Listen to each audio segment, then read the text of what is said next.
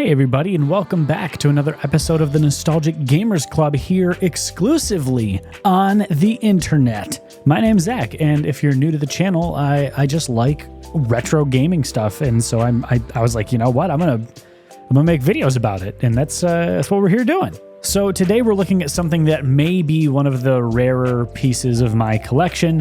This is going, last I checked, for like 300-ish bucks on eBay for the condition that this one's in. As you can see, I have a little bit of debris in here because I did take the battery out of this, but basically this is a watch that has a Legend of Zelda minigame essentially on it. So spoiler alert, I won't be actually showing the watch in use today. I'm trying to be very careful with this because it is so old and so, not fragile, but it's valuable. It's a cool piece of history, and I worry about, taking the back on and off to replace the battery too frequently, anything like that. But this was really cool. So up here in the upper left, we'll just kind of go through the front cover and the back cover, and then we'll look at the watch and instruction guide itself. It says here, The Legend of Zelda Game Watch by Nelsonic. This is pretty much constantly confused with the Zelda Game & Watch, which is largely considered to be the better of the two gameplay-wise. From what I understand with this one, I never actually was really able to get this up and running because pretty much as soon as I got it, I got the battery out and I've kind of just had it stored. But there are these blocks of rooms, and you start with a couple weapons and you just make your way through the rooms to grab the pieces of the Triforce. We'll see a little bit more of that in the guide as well. Down here in the lower left, we have a picture of Link holding up a map.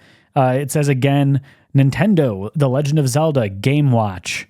We see a picture of Link walking in front of presumably Hyrule Castle. He's all geared up. He's got his sword and shield. It says, designed after the home video game. Keeps score. Records higher score. The Legend of Zelda characters. I should hope so. Quartz accuracy. Sporty case and band. Battery included. Daily alarm. So this is an official Nintendo licensed product, and it was 1989 that this came out, which is nuts. We'll flip over to the back side here. There's just some cool art here. This is obviously from the cartoon that we're seeing this, but it has the title up here again. We see some monsters attacking the village. We see Link with, I think that's Impa. We see the King of Hyrule. He ain't looking so good.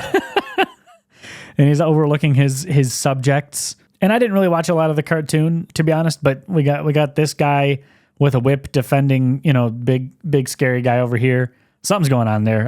It's not my business. I'm not going to ask him about it. And down here it says also available Super Mario Brothers. So if you wanted to have, Super Mario Brothers watch as well, you could do that. So we are going to very carefully open this up. I want to show you guys the watch and the manual inside.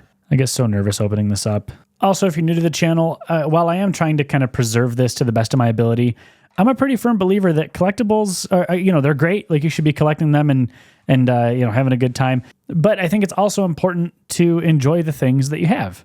And I really enjoy these types of pieces of history. I'm going to set this off to the side for right now. This did not come with it, this baggie. This is just when I had the battery taken out. So I'm going to set that aside as well. I'm going to leave the watch in its box here just to not fuss with it too much. But I'm going to get a nice close-up of the watch face there. It's just kind of cool. We have this little kind of miniature art of Link.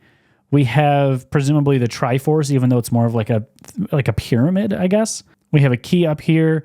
There's only 4 buttons on the face, but this was a functional watch. Down here in the corner, we also have the Nelsonic logo.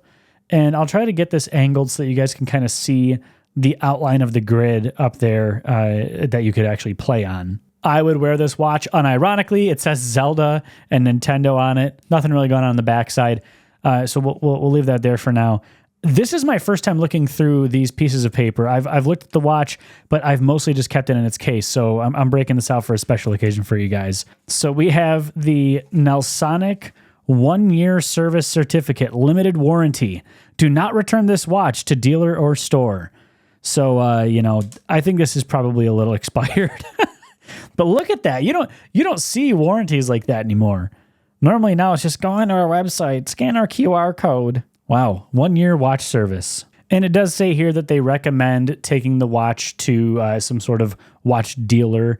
It says to your local dealer but they don't say dealer of what. To get it changed. I took it to a jewelry store nearby just because I wanted to make sure it was done right. And this is a little bit more worn. This is probably the worst condition part of this, which is the little user guide that comes with it. So, and it's also very small. So I'll try to hold it up so you guys can kind of pause, freeze frame a little bit, and read through some of that if you'd like. And I'm trying not to block too much of it here with my big fat fingies. But this is kind of cool. So up here, again, I'll zoom up there so you guys can see it. We just see the different cast of characters. So there's Link, Dragon, Iron Ball, Bat, which I think is cool. For some reason, they didn't call them Keys. Maybe they changed it to Keys in later games. There's the Key, Triangle, Last Triangle of Triforce, the Boomerang, the Sword, Bomb, and Door. And a lot of these have a point value associated with them. So like the Dragon's worth 50, the Last Triangle of the Triforce is worth 60. You can kind of see those there on the side as well. Let me hold up this page so you guys can get a good look at it. But I do want to take a minute to read through some of these because this is just, I think, really interesting. Also, I want to point out that the layout of this is super, super weird because it starts up here in the upper right and then it works its way down to the lower left. So we'll just read the game objectives here. Link enters a cave. He is defenseless. Without any weapons, Link is attacked by crushing iron balls, ferocious bats, and a fire-breathing dragon. In order to defeat these enemies, he must pick up the appropriate weapon designed to destroy a specific enemy. This is over here if you're following along. When entering the first cave, 2 iron balls chase Link. He must avoid them by using the K directional controls. If weaponless Link does not avoid the attacking iron balls and they catch him, a musical effect will be heard and Link will flash, signifying that he lost 1 life. In the upper left corner, a boomerang will appear. When he reaches this weapon, press S1 to pick up the boomerang. When a weapon is picked up, it will be seen in the top left square, letting you know that Link has acquired the weapon and can now defend himself. Link now chases the iron balls, and when, moving over to here, he catches one, press S2 and it will be destroyed. This kind of just goes on explaining everything that you have to do in the game. Toward the end here, it says, a key will then appear to enter the next level and cave. The running score is displayed at the top. After Link has lost all lives, the game is over. To resume play, press S2.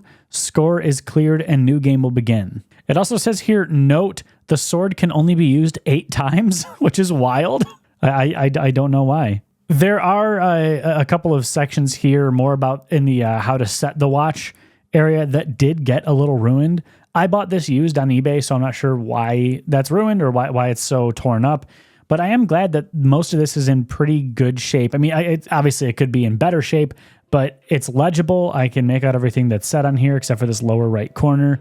This is just such a cool piece of history. And with that, you guys, we are wrapping up another episode of the Nostalgic Gamers Club. Thank you guys so much for watching, and if you enjoy this type of content, please consider subscribing. That would mean a lot to me. It produces serotonin. But honestly, I just hope you guys dig this old stuff as much as I do. I could not care less about the value that this has. The value that it has to me is the fact that this is just such a cool piece of gaming history. This was 1989. This was before I was even born. And just how cool it is to be able to own something that's still in the box, still in working condition. I just love this type of history behind games. So stick around if you like that type of content too. You can click over here, and there's another video about old game stuff, and another one, and another one. I can only put up one, but you know, it's pretty much my whole channel. Anyway, thank you guys so much for watching, and with that, I will see you next week. Peace.